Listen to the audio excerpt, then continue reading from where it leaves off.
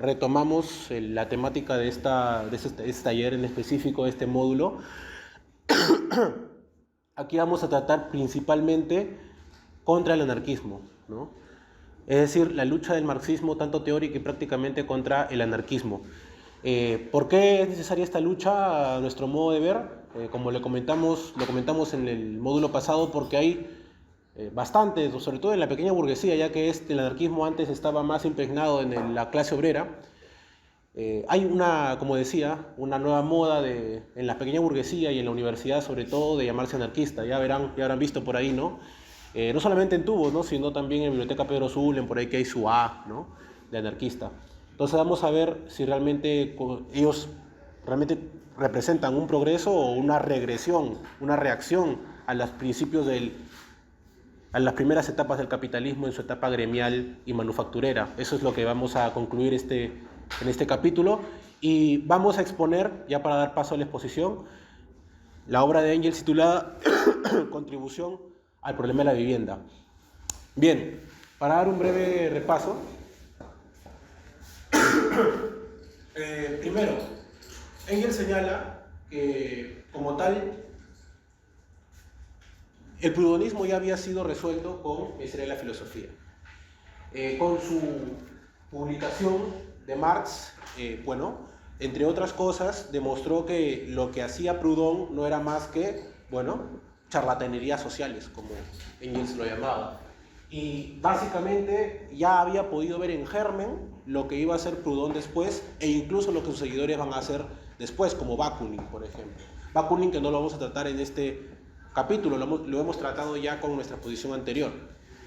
Entonces, hay una lucha teórica al anarquismo desde Marx y Engels. Engels señala que Proudhon en ese momento estaba siendo, ¿no?, de alguna manera ya combatido en la clase obrera y en sus organizaciones, pero que estaba volviendo a nacer ya no en Francia, Inglaterra y estos países de Europa, sino en Alemania, ¿no?, cuyo atraso en esfera económica hacía que surjan, ¿no?, como si volviera a nacer el movimiento obrero, este tipo de corrientes, ¿no?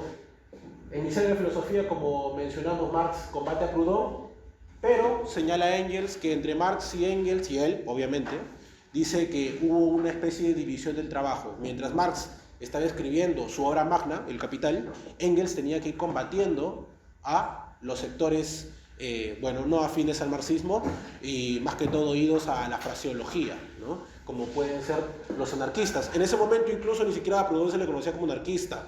Esa palabrita, dice Engels, la hizo Bakunin, ¿no?, en la palabrita de anarquismo para englobar a Proudhon y toda esa gente en algo que quieren, ¿no?, una abolición del Estado. Entonces, como tal, Engels escribe Contribución al problema de la vivienda. Engels dice, yo nunca lo haré como Marx, pero acá está, pues, ¿no?, para completar la obra. Pero no le hagan caso, está igual de bueno, ¿no? Entonces, Contribución al problema de la vivienda es una continuación del libro Miseria de la filosofía. No hemos tratado Miseria de la filosofía todavía porque es un texto todavía muy grueso, muy recargado, y creo que para un módulo de introducción está bien y muy bien condensado. Contribución al problema de la vivienda. A ver, uno más, por favor. Muy bien. Estamos ahora en el prefacio. Bien. ¿Qué ocurre? Que en esta etapa en Alemania, dice Engels, ya pasada la discusión con los anarquistas, Engels nos sitúa históricamente qué estaba pasando en Alemania como para que haya penuria de la vivienda, un problema de la vivienda, que no puedas pagar tu alquiler de tu casa. ¿Por qué sucedía eso?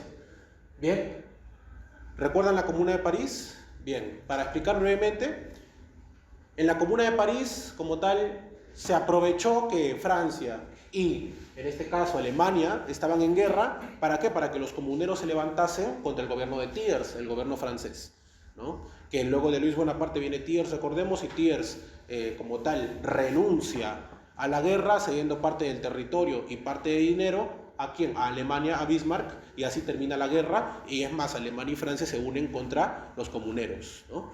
Entonces, recordando esto, podemos ver aquí lo siguiente, ¿no?, que como tal, cuando pierde la Comuna de París y Francia le cede territorio a Alemania, le está cediendo parte evidentemente, plusvalor, empresas que están en esos territorios. Y también le da una indemnización de 6.000 francos por ahí, que para esa época era un montón. Entonces, Engels dice, llovió el dinero con este tratado de paz. Es decir, indemnizaciones, territorio, más plusvalor. Entonces, ¿quién gana ahí? Bismarck, Alemania, ¿no? Entonces ya tenemos bastante dinero en los bolsillos de Alemania de la noche a la mañana, gracias a la derrota de la Comuna de París y a la derrota de Francia, de la guerra franco-prusiana. Entonces, vino este dinero de golpe y Alemania, como dice Marx en la ideología alemana, ya recién puede ingresar al gran mercado mundial. Recordemos que aquí, para este momento, obviamente ya se había descubierto América, ya, ¿no?, de alguna manera se habían abierto al mercado mundial Inglaterra, Francia y demás países. Sin embargo, ¿qué ocurría? Tú no puedes estar en el mercado mundial así de la noche a la mañana, sino que el mercado mundial te llama a ti. ¿Cómo? A través de la demanda exponencial de productos, de mercancías. Y esa demanda exponencial, ¿qué requiere? Fuerzas productivas. Y si esa demanda no cubre con esas fuerzas productivas, pues tú no estás ya en el mercado mundial, te gana otro. Entonces Alemania le gana a Inglaterra. Explica Engels porque, bueno, Inglaterra empezó a falsificar productos y Alemania se aprovechó, falsificó más, pero no tanto, ¿no? Entonces prefirieron Alemania. Entonces, de la noche a la mañana ya tenemos las condiciones listas para que de la manufactura pasemos a la gran industria. ¿Cómo? Con este dinero. ¿Y cómo se pasó de la manufactura a la gran industria? Pues bueno, cuando vino el dinero, al toque los centros industriales, Berlín, etcétera, las grandes ciudades, se volvieron centros donde las industrias, las empresas ponían sus fábricas, industria fabril, y así hacían que todos los obreros vengan, por ejemplo, a Lima, ¿no?, a Miraflores, San Isidro, imagínense. Entonces, ahí las casas son ultra caras. Lo mismo pasaba en Alemania. Entonces, ¿qué sucedió? Que se dio una penuria de la vivienda, gracias a este paso de la manufactura a la gran industria y la industria fabril. Entonces, hay que también entender un poco de historia, de economía. Creo que los que por aquí estudian historia no me dejarán mentir. Una industria rural a domicilio no es lo mismo industria fabril. La manufactura es una etapa primitiva del intercambio comercial. La industria rural a domicilio, para no entrar en cuestiones económicas, porque tuve que estudiar un poco esto, la verdad es un quebradero de cabeza, pero lo que básicamente sucede es que son ciudades, hay ciudades que están más que nada pegadas al campo, por ahí en la periferia, por eso se le dice viejas ciudades, donde los obreros tienen sus casas propias, ¿no?, pero a la vez en esas casas propias tienen tierra, pueden labrar la tierra. Entonces el capitalista en ese momento, como estaba todavía en desarrollo de la industria fabril, todavía no compraba un local gigante como para reunir a todos los obreros. Entonces, ¿qué hacía? Tú eres, por ejemplo, no sé, un obrero con tierras, pues yo voy como capitalista a decirte, oye, hazme la tela, y yo voy a otro y le digo, oye, hazme, no sé, con el telar empieza a hilar los hilos, y yo le digo luego al otro, oye, tú haces esto. Pero ¿qué pasa? Ellos viven en lugares diferentes, yo me tengo que ir trasladando. ¿Por qué? Porque no está todo reunido en la fábrica. Entonces, ¿qué sucedió? Como Alemania estuvo de la noche a la mañana en la industria fabril, esto se concentró en pocas ciudades y esto era toda la Alemania periférica. Entonces, eso es la industria rural a domicilio. ¿Se entendió hasta ahí? Bien. Entonces, esto es la pequeña producción. ¿Por qué? Porque además de que el capitalista tiene más problemas para esto llevarlo al mercado mundial, le va a pagar poco a quienes lo hacen. Porque ya la gran industria fabril, con las máquinas, el capital que nos dice, con las máquinas, se desvaloriza más los productos. Entonces, como se desvaloriza más, en el sentido de precio, ojo, yo no me voy a meter mucho en eso, en el sentido de precio baja el precio como tal y la industria hecha a mano pierde su valor, entonces ellos tendrán poco salario, muy poco salario. Entonces apenas pueden vivir para comer, entonces apenas tienen su campito para poder subsistir y su salario para poder sobrevivir. Entonces ningún obrero daría lo que fuese por tener propiedades. ¿Se dan cuenta de lo ilógico que es eso? O sea, el proletario que no tiene propiedades y que justamente solo tiene su fuerza de trabajo, no quiere tener propiedades, porque sabe que teniendo propiedades, ¿Qué le van a hacer? La industria rural a domicilio, donde su producto hecho a mano va a ser mucho menos valorizado. Entonces, tener propiedades es morirse de hambre y no tener propiedades es morirse de hambre igual, pero menos, ¿no? Entonces, esto es lo que sucedió en Alemania, ¿no? Ese es el síntoma es el síntoma de la revolución industrial alemana. Y esto es gracias al desarrollo tardío de la burguesía, como señaló Lukács en su momento, ¿no? Siguiente. Ahora, ¿qué va a pasar con los anarquistas? ¿Por qué explicamos todo esto? Porque los anarquistas querrán volver a la manufactura. Los anarquistas querrán decir, oye, todo esto de la gran industria y todo esto, hasta las caiguas, pues hay que volver al terreno donde nosotros teníamos nuestra producción individual, lejos de esas grandes máquinas, de esas grandes corporaciones que pues afectan a la justicia eterna, decía Proudhon, ¿no? Justicia eterna. Así como algunos en el movimiento estudiantil dicen, no, nosotros luchamos por luchas justas, compañeros, que esto es injusto, compañeros, y no explican nada del asunto, ya lo mismo. Todo eso para Proudhon hacía que básicamente se afectara principalmente la justicia. No explicaba nada, solo la justicia eterna está alterada y por eso tiene que cambiar. Entonces, aquí Engels menciona, ¿no? en el prólogo, señala a Engels, estos campesinos que eran pequeña propiedad, ven que van a ser obreros industriales a domicilio. Uno dirá, pero ¿no van a ser acaso obreros industriales? Si se supone que son la gran industria la que ha puesto, ¿no? Las grandes fábricas, etc. Bueno, no, porque ese es el desarrollo normal del capitalismo. Obviamente tendrían que ir a fábricas, y actualmente son fábricas, pero para ese momento todos tenían que volver a hacerse, o sea, los campesinos que no estaban metidos en la industria fabril, ni tenían nada que ver con la manufactura, tendrán que ver con la manufactura tarde o temprano. Y ya luego en la fábrica. Entonces esto hace, dice Engels, que los campesinos, que son el lado más conservador de la sociedad, se vuelva un vívero revolucionario. ¿Qué tal sales? Un vívero revolucionario. Los campesinos, que eran el lado más aletargado, conservador de la sociedad, se vuelva un vívero revolucionario. Entonces dice que ahí sí ni los anarquistas ya pueden decir nada, porque si tú le das a los campesinos una propiedad, ¿qué les estás dando? Industria rural a domicilio. Y por tanto les estás obligando a desvalorizar su trabajo. Entonces ellos, dice Engels, y da un poco de pena, ¿no? Porque no se cumplió, pero de alguna manera dice, por eso es que los campesinos serán la victoria decisiva sobre Europa, y Francia tendrá la iniciativa con la Comuna de París, pero Alemania será la victoria decisiva sobre Europa. Y no se logró porque, bueno, se desarrolló el imperialismo y ya no estaban en la fase monopolista, ¿no? Entonces, siguiente, por favor. Bien, para resumir, acá tendremos dos etapas del libro. El libro se llama Contribución al problema de la vivienda, ¿no? Pero primero tendremos el capítulo ¿Cómo resuelve Proudhon el problema de la vivienda? Y segundo, suplemento sobre Proudhon sobre el problema de la vivienda. No ponemos el segundo capítulo, que es cómo trata la burguesía el problema de la vivienda, porque ya lo trata incluso en la parte de acá más resumidamente, y para cuestiones de tiempo creo que es lo justo y necesario, ¿no? Entonces, eso. Ese era, perdón, disculpa, el anterior. Este eran el otro. No, el otro. Ese. Estas son las casas en Berlín. Bien, esas eran las grandes casas industriales de los centros industriales. Bien, ¿cómo resuelve Proudhon el problema de la vivienda? Primero, ¿por qué el enfoque en Proudhon, no? Por ahí habrá una artista, ¿no? Que diga, pero Proudhon no es nuestro maestro, ¿no? Es Bakunin, Kropotkin. Pero, ¿qué dice Bakunin? Bakunin dice, el padre de nosotros, perdón, dice, Proudhon es el padre de todos nosotros, ¿no? Como en la Biblia, el padre de todos nosotros es libre. Bueno, igual dice Proudhon, ¿no? Igual dice Bakunin, ¿no? Proudhon es el padre de todos nosotros. Entonces, si tú atacas a Proudhon, estás atacando ya los argumentos que vienen después. ¿Bien? La mutualidad y todo eso viene después. Pero la mutualidad, el reparto equitativo, la idea de justicia, la justicia como que algo que tiene que estar en toda la sociedad, como un derecho que traspasa a la sociedad, eso está en Proudhon ya. Y ese es el espíritu del anarquismo. Por eso es importante refutar a Proudhon.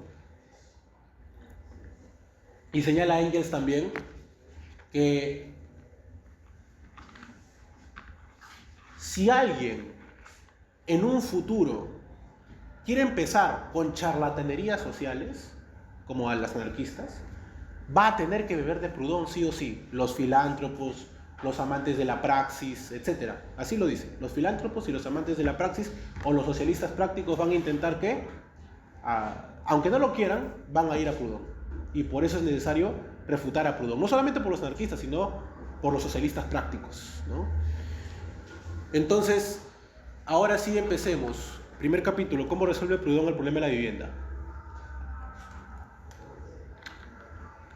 Quisiera ver qué opinan de esta frase. El inquilino es para el propietario lo que el asalariado es para el capitalista. ¿Qué les parece esa frase? Yo la primera vez que lo leí dije, ¿está bien? El inquilino es para el propietario lo que el asalariado es para el capitalista.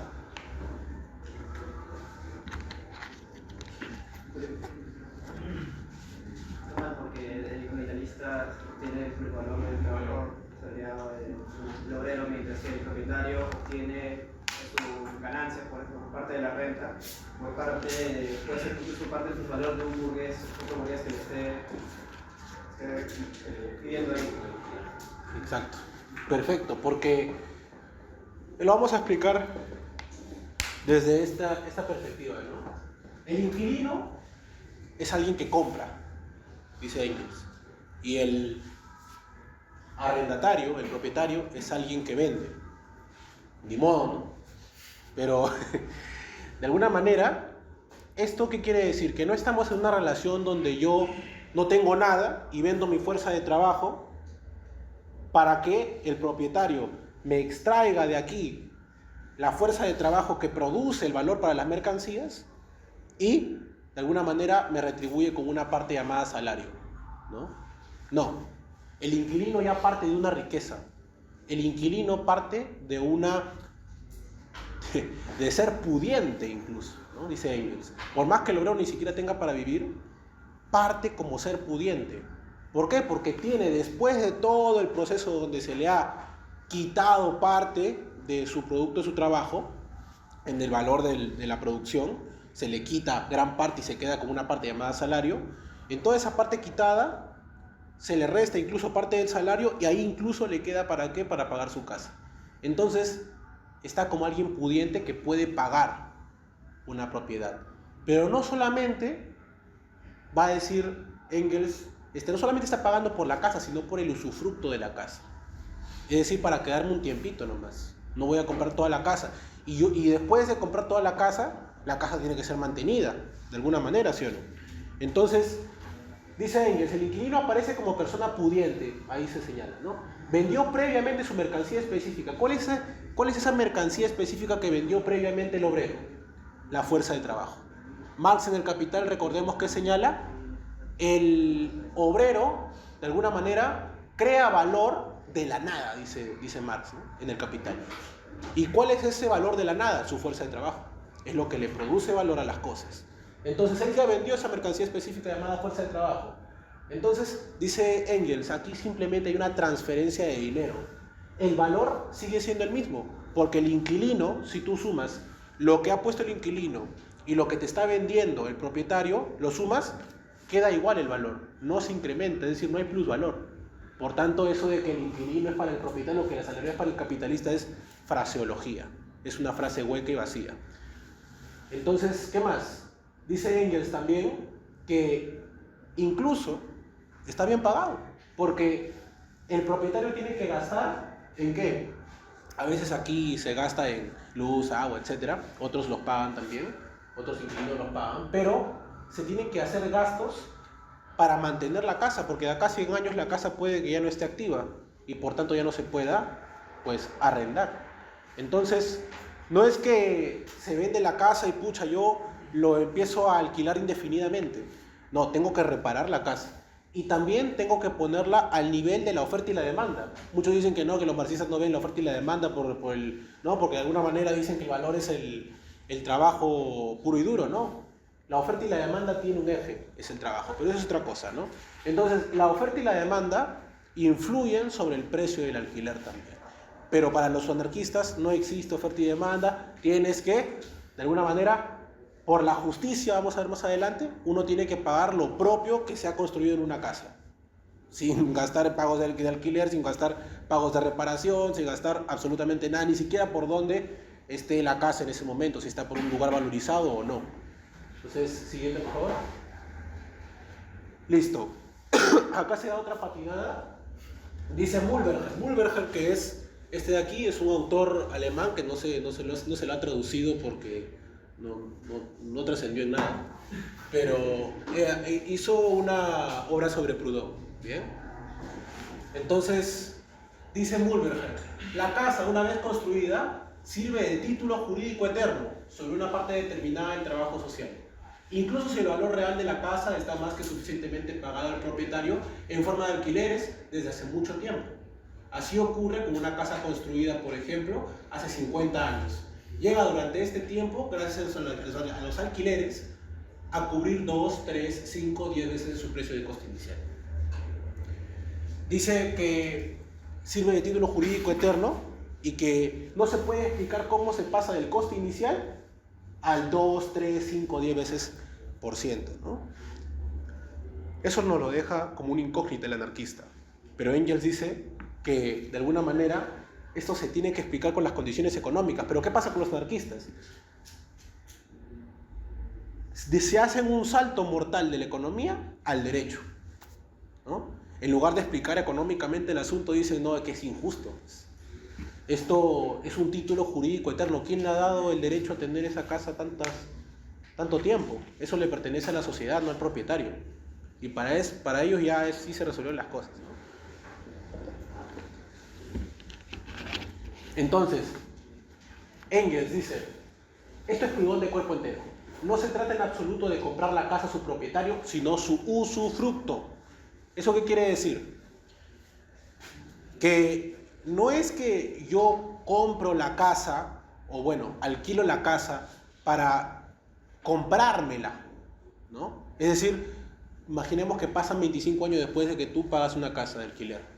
Tú después de ese tiempo, ¿qué pasó? Tienes que seguir pagando. ¿Por qué? Porque tienes que gastar, ¿no? Como dijimos anteriormente, los gastos en la manutención, los gastos en la oferta y demanda, etcétera, etcétera. Pero es por tu peculiaridad de quedarte ahí un ratito. Imagínate que tú te vas a otro sitio y tengas un trabajo allá, o que acá te pagan una miseria, pero allá te están ofreciendo más dinero. ¿Qué pasa? ¿Que porque no has pagado lo suficiente de tu casa no te puedes ir a otro sitio? Eso ya lo vamos a ver más adelante, que hasta ese punto llegan los anarquistas. Dice, como Proudhon, Mühlberger, dice Engels, esquiva la economía para irse a la jurisprudencia. Es decir, como no puede explicar económicamente, incluso más adelante va a decir Mühlberger, ¿no? En su respuesta a Engels va a decir, no, pero eso yo ya lo sabía, ¿no? Yo ya sabía todo lo que dice el capital, que no sé qué, no sé cuánto. Pero estamos viendo que aquí elude la economía para irse a la cuestión de que no sé que esto es injusto, ¿no? Entonces, esquiva la economía para irse a la jurisprudencia. Condiciones económicas del título jurídico. Es decir, en lugar de explicar el título jurídico bajo las condiciones económicas que hacen que se exprese ese título jurídico, es decir, el derecho, porque el derecho es reflejo de la economía, no al revés, lo hace al revés. Proudhon dice, el título jurídico hace que se den estas condiciones económicas, ¿no? Que el título jurídico eterno se pase del coste inicial a cubrir 2, 3, 5, 10 veces el precio de una casa, ¿no? ¿Por qué? Pues porque es injusto y porque alguien ha hecho eso, ¿no? Hay que solucionarlo, ¿no? Entonces, toda la teoría de Proudhon, cito a Engels, toda la teoría de Proudhon está basada en este salto salvador que le lleva de la realidad económica a la fraseología jurídica. Cada vez que el valiente Proudhon pierde de vista la conexión económica, y esto le ocurre en todas las cuestiones serias, se refugia en el dominio del derecho y acude a la justicia eterna. Por aquí en San Marcos nos dicen que el marxismo, y eso les va a tocar, ¿no? con ética, con la profesora María, por ejemplo, que va a decir, algunos de filosofía, ¿no? Y otros también creo en sociales les explican esto sobre Marx, ¿no? Que de alguna manera para Marx y Engels el capitalismo es injusto, ¿no? Y que por eso hay que hacer la revolución para ser justo, pues, ¿no? Y no, pues los que decían que este sistema es injusto y todo eso son los anarquistas. Porque si tú dices eso, como tal, y encima Por ahí viste un flyer, ¿no? Que dice, no, por la justicia, que no sé qué. Si tú permites que eso siga desarrollándose, te estás metiendo confusión en el pueblo. Entonces, los que hablan de justicia eterna y hay que cambiar las cosas para conseguir esa justicia son los anarquistas, nunca han sido los marxistas. Para los marxistas la justicia es un reflejo de las condiciones materiales. Entonces, siguiente, por favor. Dice Mühlberger, otro, esta parte es interesantísima, esta es la mejor parte, creo yo. Dice Mühlberger, el interés de la sociedad exigiría naturalmente que todas estas transacciones estuvieran penetradas de la idea del derecho, es decir, que fueran siempre ultimadas según las exigencias estrictas de la justicia. En una palabra, la vida económica de la sociedad, como dice Proudhon, debería elevarse a las alturas del derecho económico. En realidad, como se sabe, ocurre todo lo contrario, ¿no? De nuevo, la palabrería de la justicia, etcétera, etcétera, ¿no? Entonces, acá creo que Marx, bueno, Engels pone la cita de Marx, ¿no? Y dice, bueno, esto ya lo completa todo. Voy a leerlo porque no tiene pierde, ¿no? Dice Marx, Proudhon va a buscar su ideal de justicia eterna en las relaciones jurídicas correspondientes a la producción mercantil, con la que aporta la prueba muy consoladora para los filisteos. Los filisteos son conocidos por ser gente un poco bruta, ¿no? Entonces, que la producción mercantil es tan necesaria como la propia justicia. Luego, volviendo las cosas al revés, pretende modelar la verdadera producción mercantil y el derecho real congruente con ella sobre la norma de este ideal. ¿Qué pensaríamos un químico que, en vez de estudiar las verdaderas leyes de la asimilación y de esa asimilación de la materia, planteando y resolviendo a base de ellas determinados problemas concretos, pretendiese modelar la asimilación y de esa asimilación de la materia sobre las ideas eternas de la naturalidad y de la afinidad? Esa es la teoría del flogisto. Es que averiguamos algo nuevo acerca de la usura, con decir que la usura choca con la justicia eterna y la eterna equidad, con la mutualidad eterna y otras verdades eternas. ¿Decimos algo nuevo? Dice Marx. No. Sabemos exactamente lo mismo que sabían los padres de la iglesia cuando decía que esto chocaba con la gracia eterna, la fe eterna y la voluntad eterna de Dios. Esto me hizo recordar mucho cuando algunos dicen, ¿no? Hay que concientizar al movimiento estudiantil, ¿no?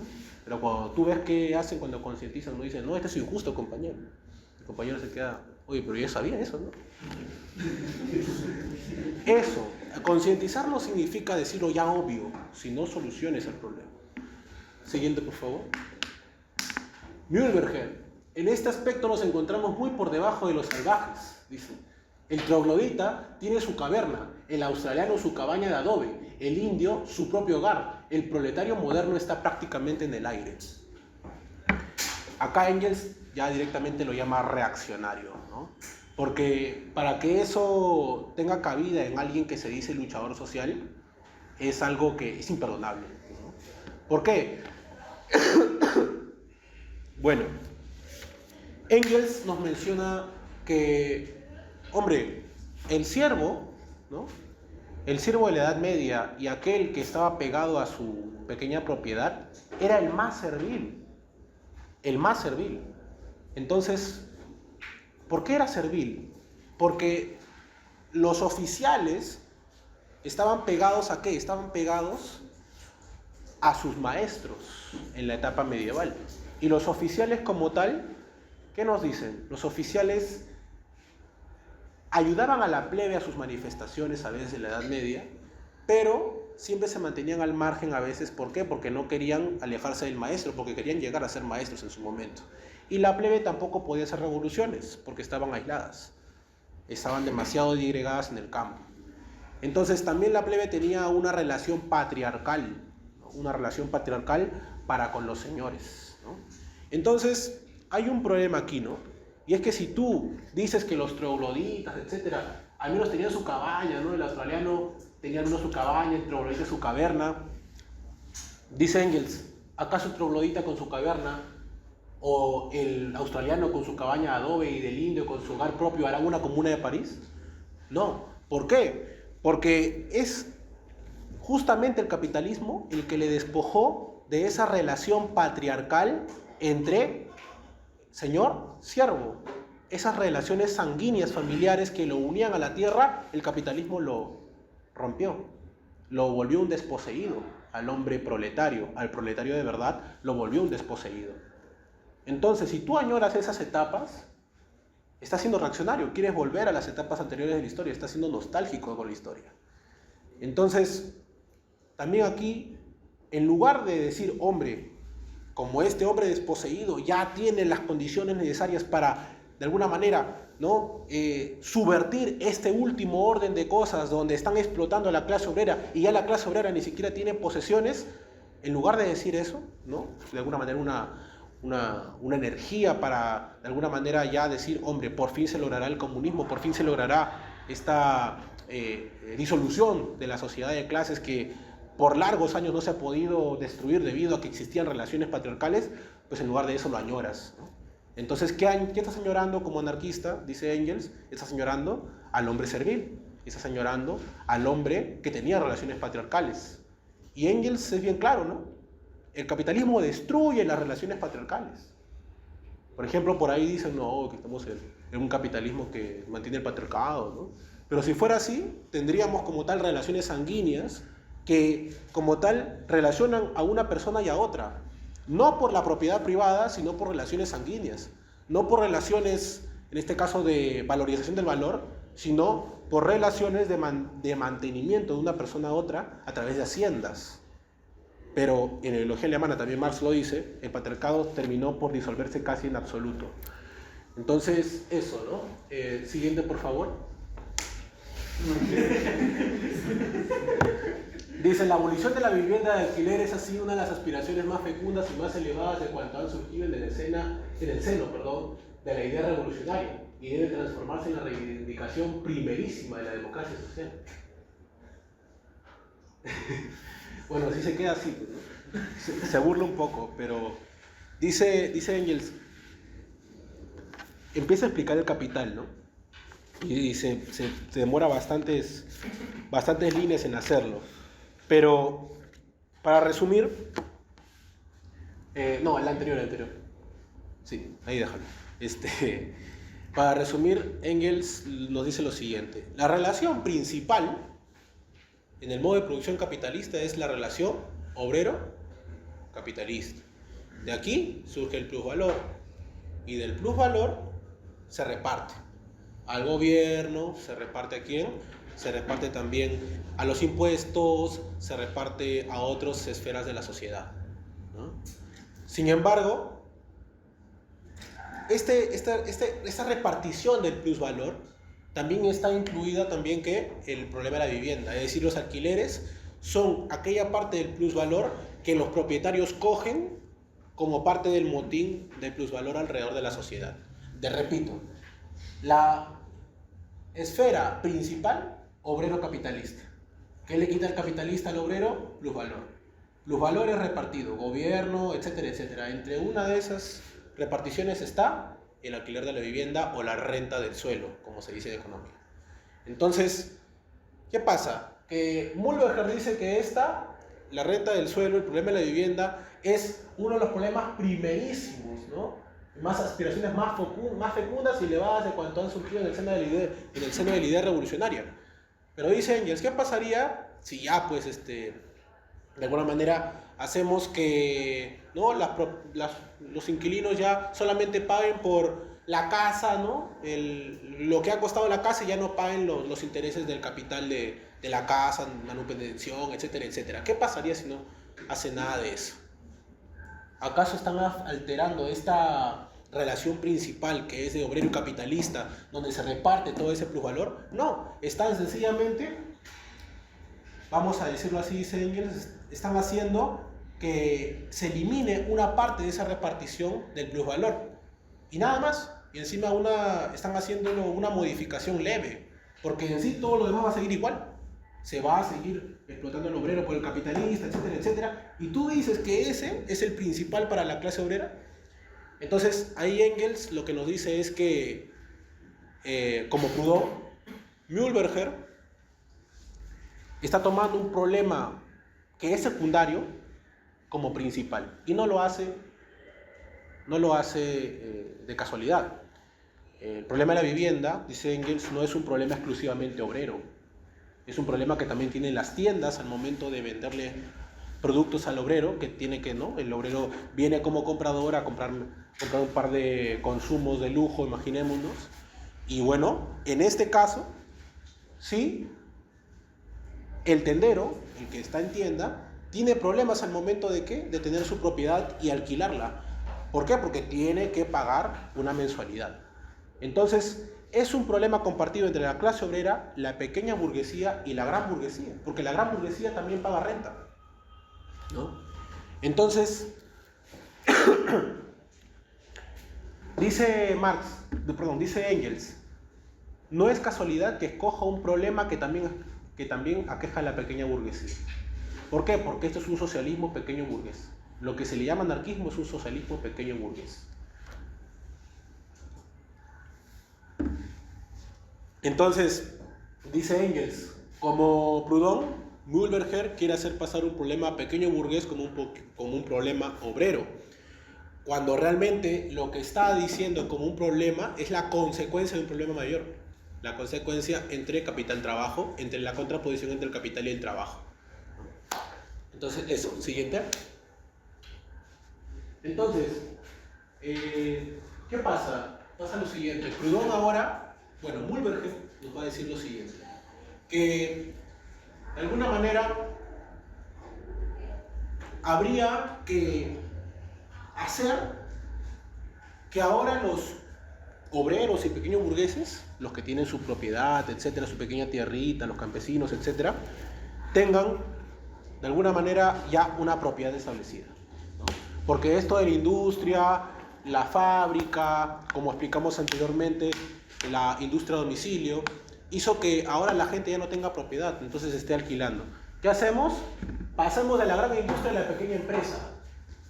Suena bonito, ¿no? O sea, si nosotros estamos en una gran industria donde tenemos que ir pagando alquileres, ¿por qué mejor no nos retiramos al campo y hacemos nuestra pequeña empresa y con nuestros productos manufacturados empezamos a vivir en sociedad, ¿no? Y así somos autosustentables, ¿cómo dicen? Autosuficientes, como una comuna. Entonces, eso dice Engels, eso es regresar al tiempo en la historia.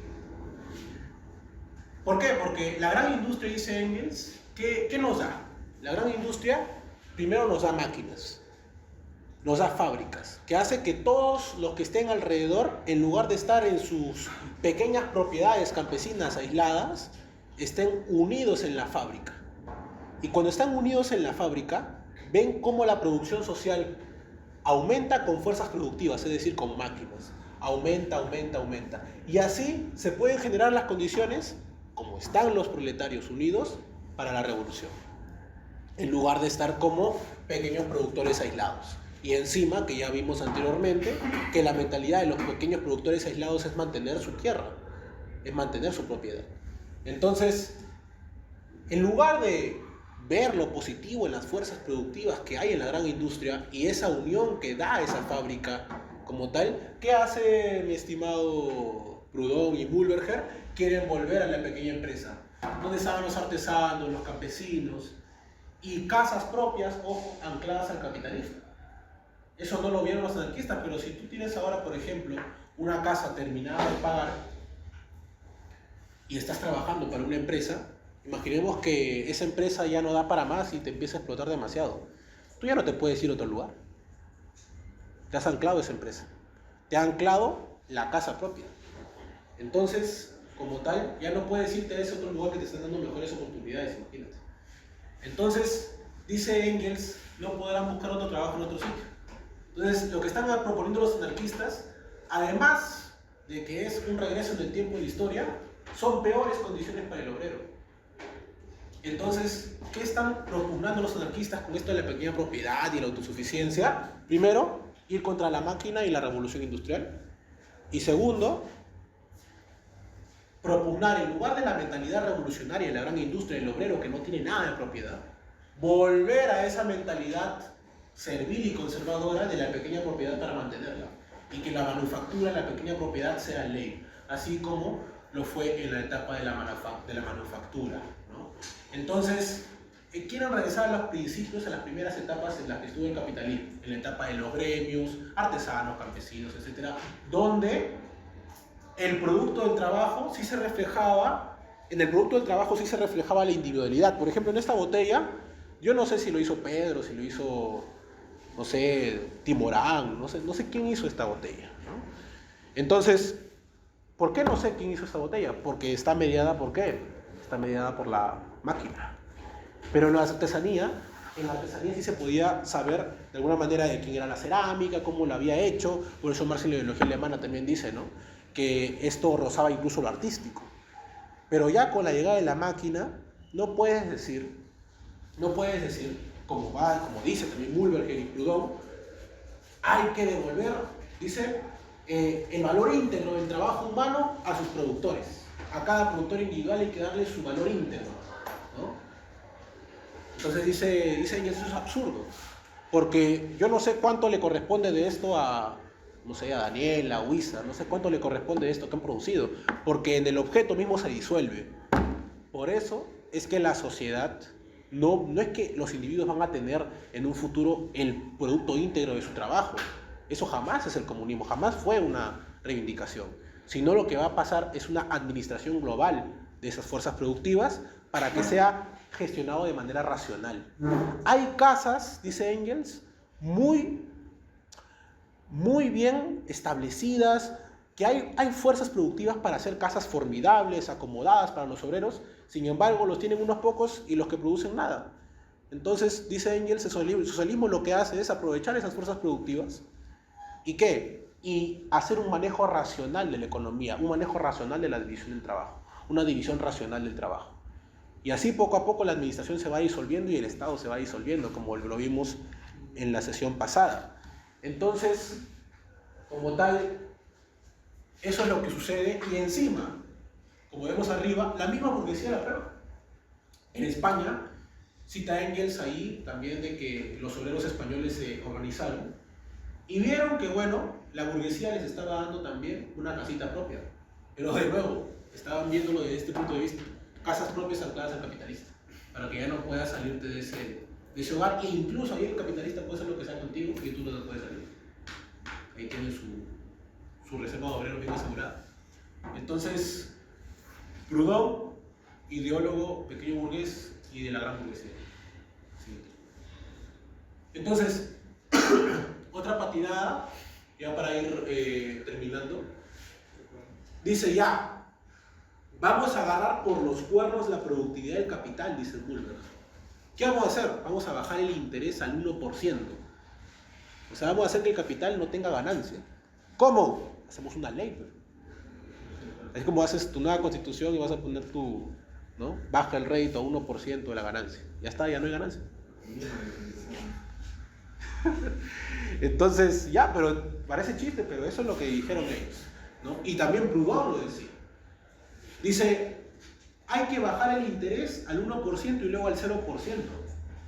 ¿Y eso qué va a hacer? Dice el anarquista. Eso va a hacer que, como no va a haber ganancias, solo se va a pagar por el producto íntegro del trabajo y no por la ganancia del capitalista. Entonces, ¿qué va a pasar? Que ya no va a haber productividad del capital, es decir, la ganancia. Y así superamos esa violación de la justicia eterna. Ya no se pagará, dice, nada fuera del trabajo requerido para la rotación del capital. Pucha, Engels dice esto es una burrada. Una burrada completa, porque ni siquiera el trabajo requerido para la rotación del capital ni siquiera eso es pagado. ¿Cómo vas a decir que solamente se va a pagar el trabajo requerido para la rotación del capital si ese valor del trabajo que se le da al obrero tampoco es retribuido? Esa ganancia que tú pones, por ejemplo, al comprar una botella y se lleva el capitalista la ganancia, tú no le estás dando al capitalista. Es el valor que ha hecho el trabajador. Pero ni siquiera, como tal, se le está dando lo que produce el obrero como valor. Se le está dando, como tal, una parte que es el salario. Entonces, ni siquiera se le está dando esa parte en valor solamente para la rotación del capital. Y ahí lo manda a leer el capital, ¿no? Entonces, ¿qué más? Esto de productividad del capital. Eso de productividad del capital, esa palabrita productividad del capital, dice Engels, es una adaptación de la economía burguesa de manera reflexiva. Porque el capital produce valor. No, ¿verdad? ¿Qué produce valor? La fuerza de trabajo. Entonces, dice Engels, acá lo que hace Proudhon, ¿qué es? Es creerse lo que dicen los economistas burgueses de que, el capital inicialmente, sí, empezó como trabajo humano, pero luego incrementó. ¿Y cómo se hace ese traspaso? Pues bueno, es que el capital tiene algo que hace que produzca valor, entonces productividad del capital. No, pues esa es la fuerza de trabajo humano. Entonces, además de que repite esa fraseología burguesa, eso de la baja del interés, ¿no le suena a Santo Tomás de Aquino? Claro, Santo Tomás de Aquino, ¿qué decía? Que la usura es pecado, como tal habría que abolirlo, ¿no? ¿Por qué? Porque va contra la Biblia y los pecados, etcétera, etcétera. Entonces, Engels dice, esto es una ley sobre la usura medieval, e incluso los de historia tampoco me dejarán mentir, ¿no? En la etapa medieval tampoco se hacía caso a esa ley sobre la usura. No podían hacer nada contra la productividad, ¿no? de la fuerza de trabajo humana. Entonces, eso es lo que pasaba, por eso le hicieron tanto problema a los judíos luego, ¿no? Pero eso es otra cosa. Siguiente.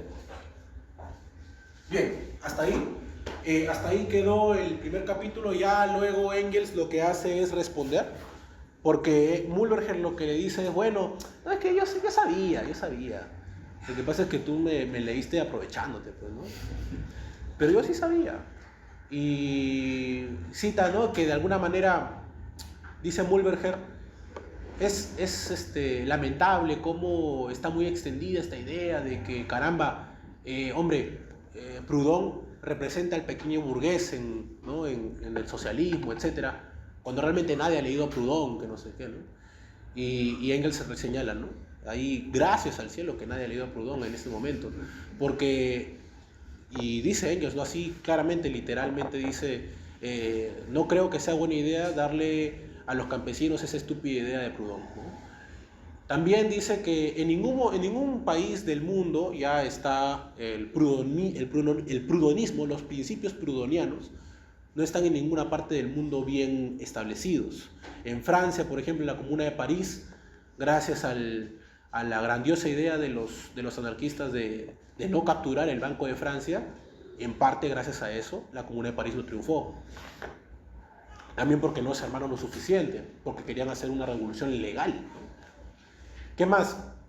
Señala también que en España, por ejemplo, ya se estaban extinguiendo en su versión bakuninista. En Inglaterra ya no existe. Y en el movimiento belga es el único movimiento donde están los principios proudhonianos, que por ahí estuve en el chat de la federación diciendo que los principios anarquistas son indefinición como tal, falta de principios. Y me dijeron, qué tal, qué buena definición, ¿no? Pero mejor yo voy a citar la definición que da Engels, porque no tiene pierde, ¿no? Dice Engels, el único país donde el movimiento obrero está directamente bajo la influencia de principios proudhonianos es Bélgica. Y esto precisamente porque el movimiento de Bélgica va, como diría Hegel, de la nada, a través de la nada, a la nada. Entonces, de principios no tiene mucho, porque principios es Proudhon, y Bakunin es lo que dijo Proudhon. Y lo que dijo Proudhon es regresar en el tiempo en la historia. Entonces, ¿qué principios hablamos? ¿No? Pero parece que le afectó a algunos anarquistas, ¿no? Entonces, por ahí también dijimos que hay, en nuestros pronunciamientos también hicimos eco a algunas posiciones anarquistas, pero es interesante ver lo que dice Engels al final, ¿no? Engels señala que Proudhon quiere que toda esta sociedad se transforme bajo el principio de la justicia. Y ya vimos que bajo estos argumentos, justicia no va a haber. Pero lo que sí habrá es hambre, lo que sí habrá es esclavitud hacia el trabajo. Justo los que dicen abolir el trabajo, ¿no? Entonces, todo se mide por la vara de la justicia. Y luego, ahí Engels se pasa porque empieza a citar la liquidación social de Proudhon, luego sus obras de juventud, y dice esto no es nada materialista. Incluso Proudhon llega a decir que esta guerra se hizo gracias a Dios, que Dios es el que permitió esta guerra. Dice expresamente, no obstante, el Creador tenía sus razones al escoger para nosotros estas condiciones de vida. Entonces, si uno lee realmente a Proudhon, yo me he dado cuenta de esto, no, los anarquistas no tienen una base teórica, lo que tienen es la pose. Por ahí, a ver, para poder pasar el PC, ahí vimos anarcopunk, ¿no? Ahí está detrás de eso. Eso es el anarquismo como tal, una pose, ¿no? Y ya para finalizar, y dice Engels que como tal me encuentro contra dos Mühlberger. Porque claro, el Mühlberger que me responde dice, yo nunca dije nada de eso, yo no estoy de acuerdo con Proudhon, que no sé qué. Y en el primer escrito decía todo lo contrario. Entonces, como tal, eso es lo que sucede. Y quisiera terminar con la cita del final, que está contra los socialistas prácticos. Dice mi estimado Engels, Mühlberger nos pide que nos hagamos prácticos. Deberíamos, en presencia de verdaderas relaciones prácticas, no solo aportar fórmulas muertas, abstractas, deberíamos salir del socialismo abstracto y abordar las relaciones determinadas y concretas de la sociedad. Pero basta ya, si esta polémica no debe servir para otra cosa, por lo menos sirve para proporcionar la demostración de lo que vale la práctica de estos socialistas que se llaman prácticos. Estas proposiciones prácticas son producto de fundadores de sectas que aparecieron en el momento en que el movimiento proletario estaba todavía en infancia. Proudhon es también de estos. No hay nada menos práctico que estas cavilaciones, estas cavilosas soluciones prácticas. No hay nada menos práctico que las soluciones prácticas, inventadas de antemano y aplicables a todos los casos. Y por el contrario, el socialismo práctico reside en el conocimiento exacto del modo capitalista de producción en sus diversos aspectos. Una clase obrera preparada en este orden de cosas no tendrá jamás dificultades para saber, en caso dado, de qué modo y contra qué instituciones sociales debe dirigir sus principales ataques. Eso sería todo. Muchas gracias.